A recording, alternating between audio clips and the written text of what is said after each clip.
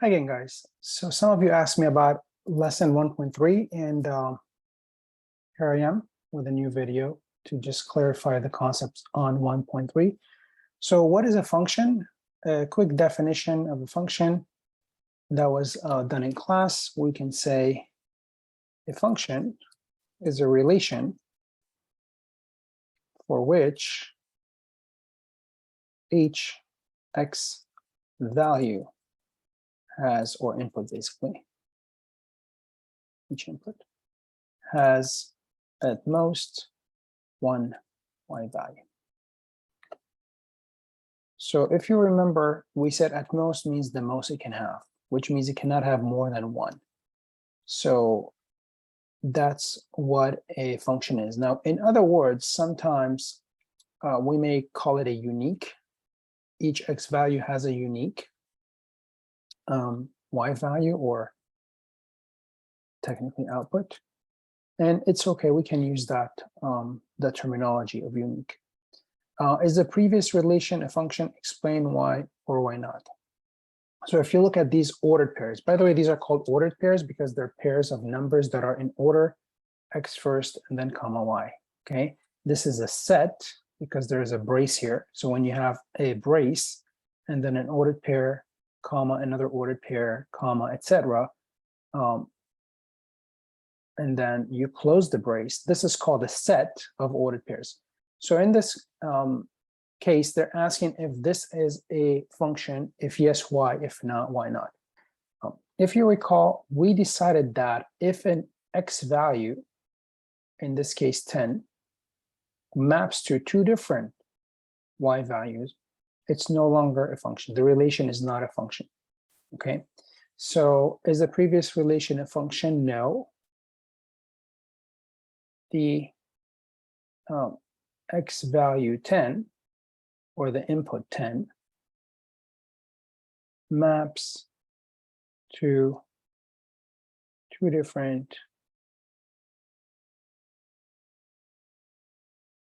y values.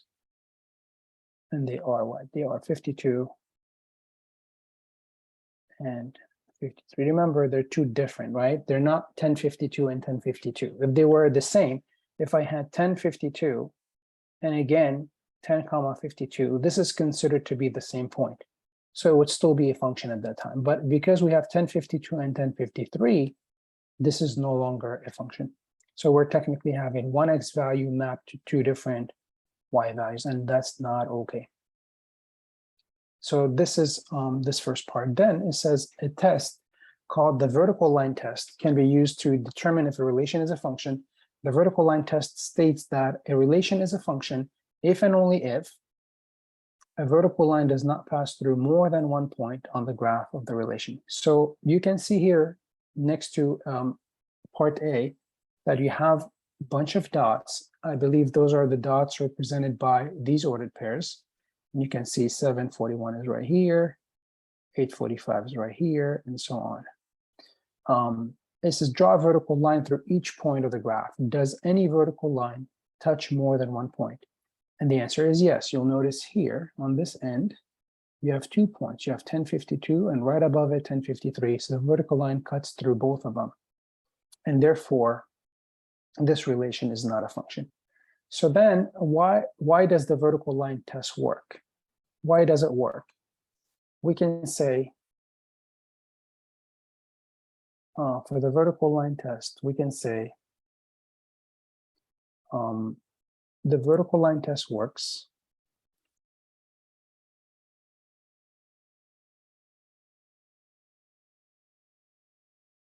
because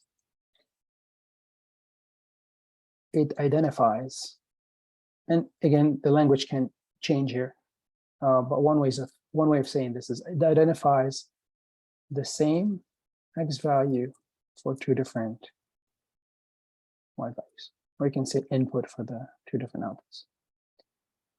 Okay, so this is one way of saying why this works, the vertical line test.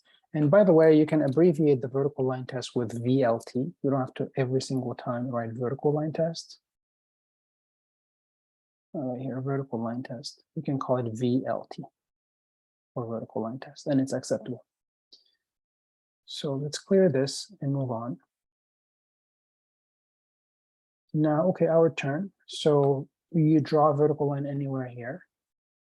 You will see that no matter where you're basically slicing the graph vertically, right?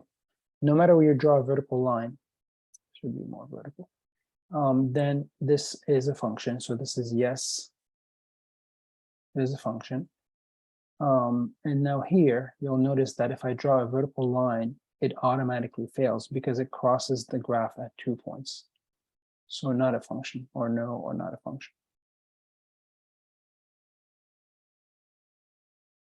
Okay. Now some of you may say, oh, what if I draw a vertical line test, vertical line here? Doesn't it only cross at 1 point? While I agree with you, well, I do agree with you, but at another place, which is like here or here, the vertical line passes through more than 1 point. And then if it fails somewhere, then it fails. Okay, that's the idea. And the last one here, no matter where you draw a vertical line, you're going to pass through 1 point. So this is yes, a function, or it is a function.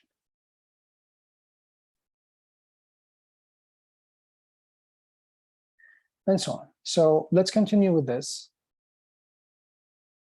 I believe there's more. So let's take a look at this interesting graph. Some places the vertical line cuts at 1 point, but then we have a concern. I have a concern here, right above this. You'll notice that the vertical line is going to cut through multiple points. In fact, on this segment, there are infinitely many points. So this would be a no.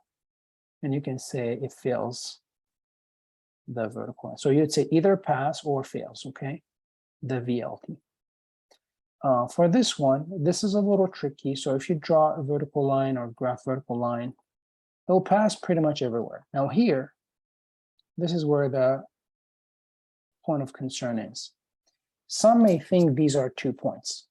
These are not 2 points. One of them is a solid dot, which is a point, and one of them is an open dot, which is technically blank. There's no point there, because when you have a solid dot, remember, you get close to that point, that value, but you don't reach it. So technically, these two values on top of each other, it's very much 1 point. And therefore, if I'm drawing a vertical line, I'm really drawing a vertical line through 1 point. So for this reason, yes, this is a function. Okay, keep that in mind. And last graph here, we automatically see that there are 2 points on top of each other, meaning that they have the same x but different y's.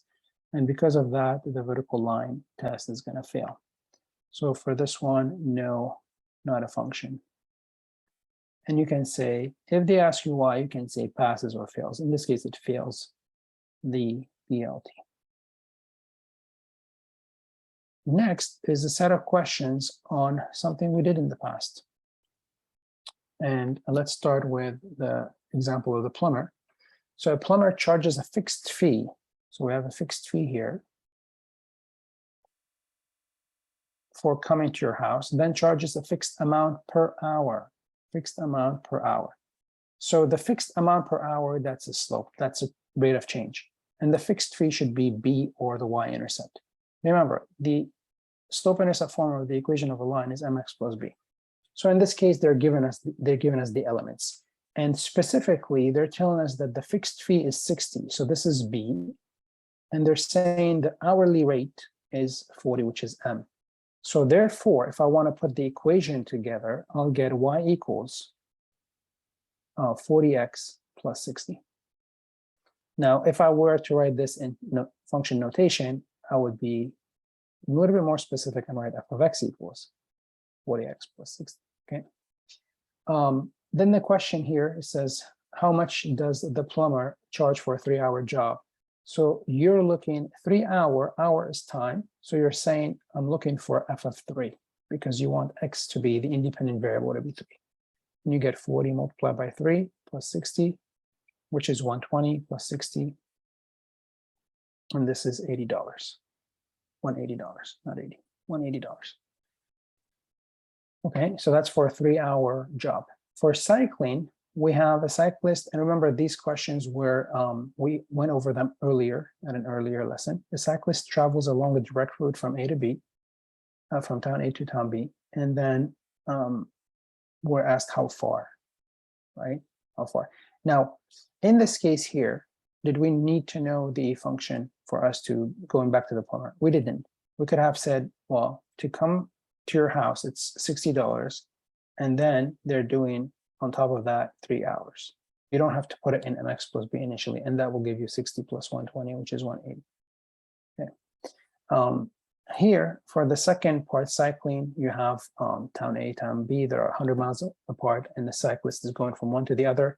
And for part C, you have an internet cafe that charges a fixed amount per minute, only a fixed amount per minute. There's nothing else. So, and the rate is 75 cents. This is M, basically. So if we were to look at the 3 scenarios and the 8 possible options here, we already talked about the first one. And for a good reason, we said it's 40x, because 40 is a slope and 60 is the rate, is a starting fee, or basically the fixed fee of $60. That's A. For part B, the cycling, it's what's happening, if you remember the function or the graph of the function, you had like town A and town B, and the cyclist started at a point and then went down to the other point, which is automatically to tell us this is a linear function, and it's a linear function with a negative slope because the line is going downward. As you go to the right, go down. It's a negative slope. So if you're looking at the 8 options here, the only line, equation of a line with a negative slope, is this line, because it's got a negative x in it. So automatically, this is option B. Okay, so they start at negative or at 100, and then they're losing. He's losing, right? He's going down. He's going away from one town to another. And the third case, which is C Internet Cafe, because the rate is 0.75, we have actually we have 2 options with 0.75, but because it's an M value, it's a rate. So this would be C. Okay, so keep that in mind. 0.75, what? $0.75 per minute. So the X is the minutes. Okay, so make sure you pause, revisit these concepts if you still need more support and to review them a little bit more in this video. So let's move on to the next item, and that's page 14 now. Functions can be written as equations as seen on the previous page or in function notation. Remember function notation, when they say function notation is f of x, okay? F of x means f is a function of x. That's what it means. It's the same thing as saying f of x is the same thing as saying y equals, right? When we say f of x equals, that's the same as saying y. So y is a function of x. That's what it is. So y and f of x are the same thing. Note, any letter can be used to name the function. For example, g of x, c of x. Sometimes we use like functions that are, let's say, related to cost. So it'd be nice to call them c of x, right? Or if we're talking about a function, let's say that it has to do with, I don't know, G for whatever, right? Gardening, or anything that is, that starts with the letter G, just like cost starts with the letter C. So it's good to switch them up a little bit, to change them up instead of, being stuck with f of x. Rewrite each function rule equation chosen on the previous page in the function notation.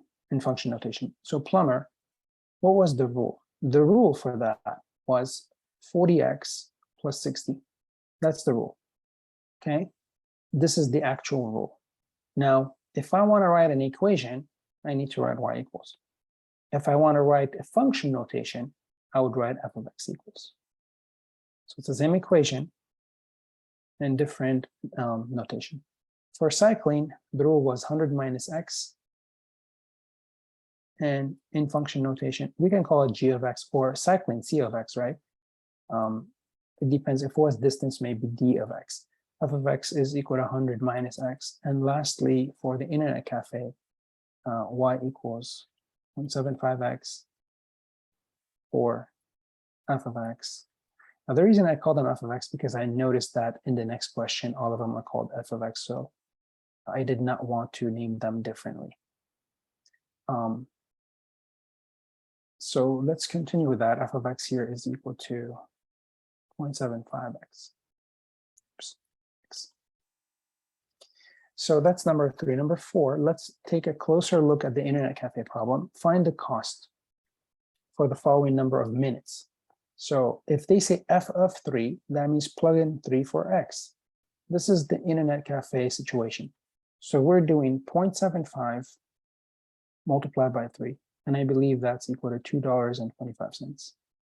Now, you don't have to put the dollar sign, okay? You can put 2 and 25, knowing that the context is the money, right? I mean, here they put the dollar sign, but in this case, it would be nice to kind of know that, the context is dollars. But if you want to write them as x and y without really units next to them, for now, it's okay. F of 10, that's 10 multiplied by 0.75. And this is going to be 7.25, so $7.50, which means to use the internet for 10 minutes, you're going to end up paying $7.50. And lastly, if you use the internet 0 minutes, you're going to do 0 times here. Yeah, so it's going to be 0.75 times 0, really. You don't use the internet, you don't pay, basically, so $0. If we were to, we can plot them, we can plot them. Well, let's see what the next part says. Explain what the notation f of x means in the context of this problem. We just did that. We can say f of x is the cost for using the internet for x minutes. Okay, or f of x represents the cost. Okay, so this is f of x. And then after this, let's clear this. And again, you can plot all these on the graph. After this, an arcade game charges $5 admission and $0.25 per game. Write the function rule in function notation again. So when we say per game, that's automatically M. And admission, that's an extra cost, that's an initial value or initial cost, or the y-intercept, this is B. So automatically this becomes f of x equals 0.25x plus 5. For part B, find f of 25 means, remember, it's normally f of x. So if we say find f of 25, that means take the x away and replace it with 25. Now, we talked about good habits in trying to do math correctly. So normally, when we plug in a value, if you recall, we said erase the x value, replace it with parenthesis, and then plug in the value of x in the parenthesis, in the parentheses. So 0.25 times 25 is 6.25, and then add 5 to that, and you end up with $11.25. So this is saying what? And then here it says, what does this represent, right? In the context. Context means help me understand, help me in student-friendly terms understand what's going on. This is saying if you play 25 games, right, you're going to end up paying $11.25. Okay, that's what it means. So when you're asked this question, you need to write that in full sentence, right? So if you pay or play, I should say, 25, or to play 25, it'll cost you. Let me just put it as a text.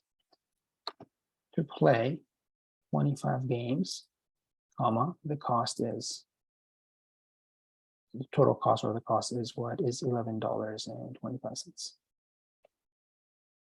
Now, part C is a little bit different because we haven't done much of part C.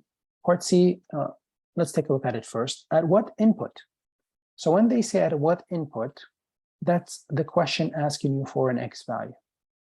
Remember, in Math 1, typically, we have two variables. We have x and y. You're either being asked for the y value, you're being asked for the y value, let's put a question mark. That means you have to be provided the x value. And if you're being asked for the x value, then you should be provided the y value. So you're given one and you find the other. In this case, you're saying, or they're giving you that f of x is 8. So they're giving you, remember, we said f of x and y are the same thing. They're telling you the y value is 8.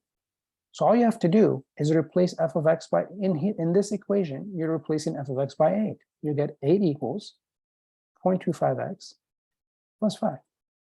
And then by taking away 5 from each side, you get, I'm just going to put an arrow because there's no room, you get 3 equals 2.25. And then to get x by itself, we divide by 0.25.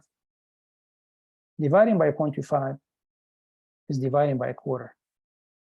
So you get x equals 12, which is, you can use a calculator on this, or you can think about it as 3 divided by 0.25 is the same as 3, and this is the main fraction line, divided by a quarter. And then you can remember your rules from flip and multiply, or some of you call it keep, change, flip.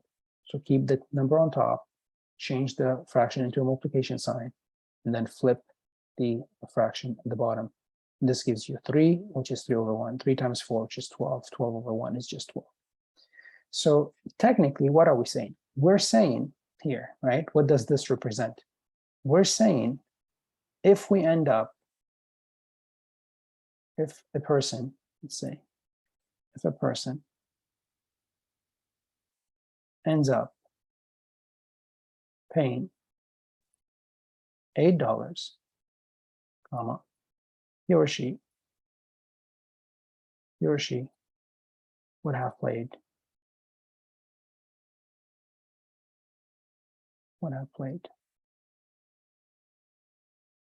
how many games? 12.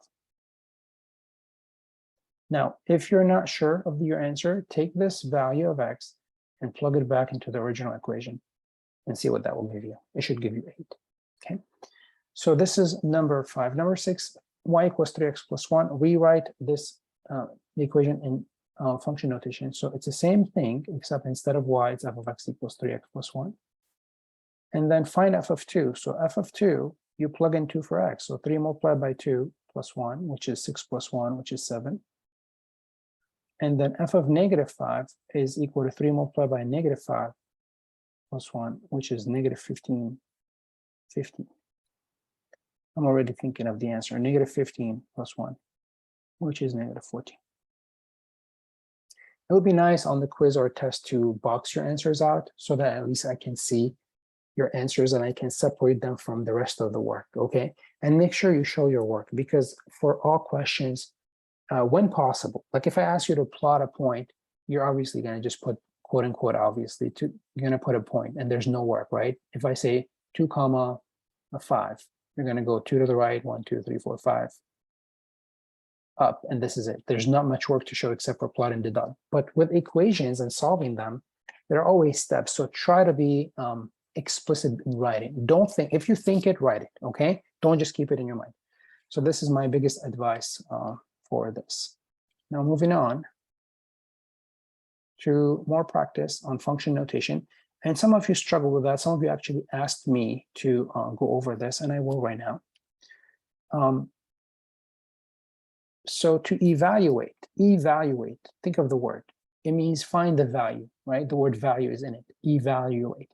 So how do we find the value of, and you're given 4 different functions.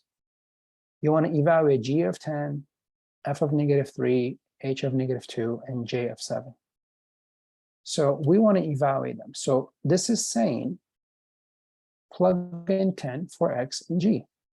This becomes negative 3 multiplied by 10 plus 1, which is negative 30 plus 1, which is negative 29. H of negative 2, plug in negative 2 for x and h. So this becomes 12 over negative 2, which is negative 6. F of negative 3. So this is, you have to be careful. When you're replacing x by a value, always try to put a pair of parentheses and then the value inside. Plus 7. Negative 3 squared. If you do PEMDAS correctly, that's a 9. Because negative 3 multiplied by negative 3 is 9. Not 6, careful, and not negative 6, definitely. So 9 plus 7 is 16. You're done with this one. J of 7 is 2 multiplied by 7 plus 9, and this is 14 plus 9. And this is a 23. So make sure that you have these done correctly, okay? So this is pretty much it for now. This is pretty much it. Let's see. 8, 9, okay, I think let's go through them. Since we're there, might as well. So let's continue with this, do numbers 8 and 9, and I think you should have a good understanding of how this evaluation thing works. So translate now, translate. Remember, you were translated into a coordinate point, right? So basically into an ordered pair. Remember, in coordinate point or ordered pair, it was x comma y. Remember, this is called an ordered pair or coordinate point. And the reason we call it an ordered pair is because it's a pair of points that is in order, x first and then comma y. So this is saying what? Remember, this is x normally, right? What's in there is normally f of x. So the other value would have to be y because it's f of x equals. So this is y. So what you're saying here, you're saying this is -1 comma 1. That's all you're saying. Here you're saying it's 2 comma 7. You're saying 3 comma 9. This is the ordered pair or the coordinate point, and 1 comma -1. Number 9, real quick. I hope that was easy. Number 8, number 9. It says find f of -4. So -4 is here. Remember, these are all x values. The inside are always x values, okay? When they say find f of, that's like saying find y when x equals -4. This is what it's saying. So if x is -4, where is y? What do you do here to get y? You take the x equal -4 value and you map it onto the graph. Here your graph is above, so you just map it like this. And whatever it lands, you also project it back onto the y-axis, and that tells you or gives you the corresponding value for y, which is 2. It's 1, 2. Okay, so basically -4 and 2 up. That's if the graph was down, you would project it down, and then you would see where it lands. So f of -4, the y value at -4 for x equals -4 is just +2. Similarly, at 0, f of 0, part B. At 0, you don't go up or down. So at 0, you're at the origin, so the y value for that is 0. F of 2, this is 2. So again, project that onto the graph, which lands here, and then go onto the y-axis, which takes you down 2. So f of 2 is -2. And f of -5, if you go 5 to the left, 5 to the left happens to be on the x-axis. So remember, when you're on the x-axis, that's called an x-intercept. So the y value is 0 for that. Okay. E and f are reverse operation. So they're saying, when is f of x? That's like saying, what value of x? So we're looking for an x value, gives y equal to 5. So this is saying y equals to 5. It's saying, when is y equal to 5? So this is, let's go y equal to 5. Y is the height. 5 is right here. Look, this is the height of 5. Does the graph ever equal to 5? No, it doesn't reach 5. Let's double check. 1, 2, 3, 4, 5. Yeah, so it's none. You can say none or NA, right? So there's no height of 5 on the graph. When is f of x equal to 0? When is the y value equal to 0? That's what it's saying. So for which x value? So again, when they say when is f of x, you're looking for x. This is f of x is the y value equal to 0. This is f of x. Let me just highlight it. This is the y value equal to 0. Right here. Because you're right on the ground at sea level. So the y value is equal to 0 at this point of the graph and also at this point of the graph. So what are these 2 points? You can say for x equals -5, so x equals -5, or x equals 0. Okay. And again, make sure if you get an answer like this to kind of box it. By the way, here previously we did not have an answer, right? The answer was actually none or NA. So let's box that. So this is pretty much page 15, and I believe this is the end of lesson 1.3.